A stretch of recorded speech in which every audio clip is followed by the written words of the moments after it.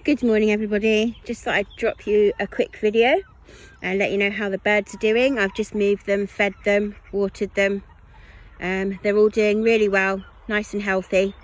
For anybody that's got any questions about raising meat birds, I'm more than happy to answer any questions you might have. Everything from collecting them as day olds from the hatchery to their one bad day at the processing unit. But everything in between, as you can see, is happy and healthy. This pen, for anybody that's interested, is a John Siskovich pen. He's got a channel on YouTube and you can easily find the link to that one if you want to make one yourself. This pen on the left hand side is a Joel Salatin pen. Both these guys come from America, and they are both quite easy pens to make once you've made one. This one was a bit of a nightmare, but it's fine. As you can see, you will see empty feeders. They have literally been fed about half an hour ago, and that was gone in seconds. They eat a lot of food. These birds, between the 50, have managed to demolish 13 bags of growers. When they're in the brooder, they're in the brooder till about 4 weeks old, when they're pretty much fully feathered. This particular breed grows really fast because they are bred for meat. So yeah, they'll be in the brooder for 4 weeks under a nice heat lamp with lots and lots of food, pretty much like they get here. What I usually find is the first 5 days they don't actually eat an awful lot, and then all of a sudden, as if somebody has switched a switch, they don't stop eating. You do have to be very careful. These guys are moved twice a day, as you'll know from my pasture raised page. Moved twice a day onto fresh grass. We did have to cut this grass because we had a bit of a thistle problem. There are some small thistles, but other thistles were quite large and it was not very fair to them. You have to check and make sure their chest doesn't get too bad. You can see one there. He's got a dirty chest, but what you don't want is any blisters or lesions, and that usually comes about because they're left in their own poo, which is not what I do here. These guys, like I say, are moved twice a day. If you have a look at this, you will see where they've been moved, and they kind of went round the field. They started off over there by that bale, and they kind of went round the edge.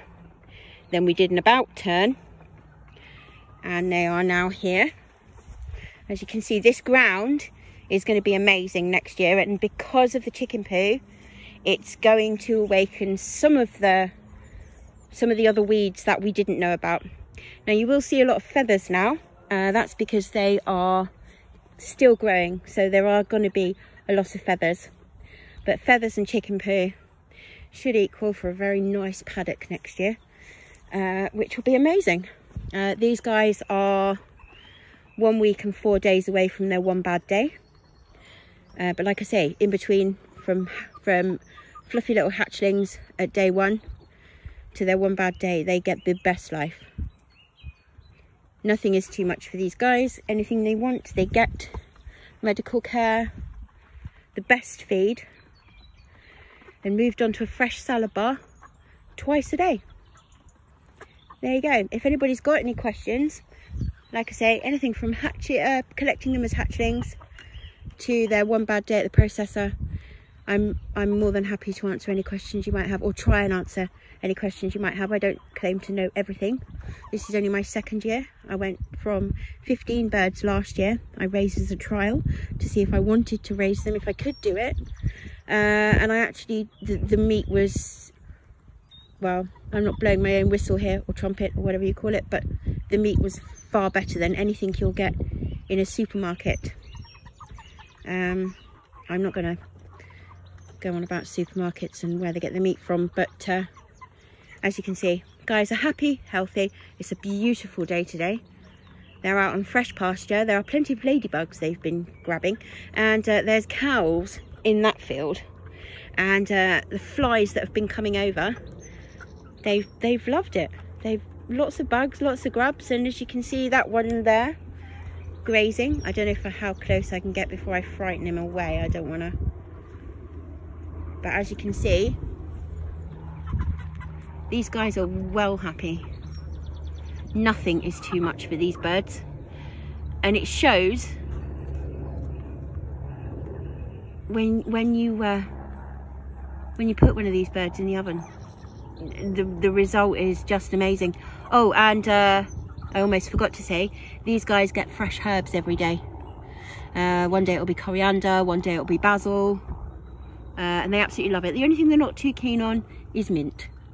I don't know why, but they're just not keen on mint. Anything else, coriander, oregano, you name it, rosemary, thyme, basil, they love it. Yeah, there you go.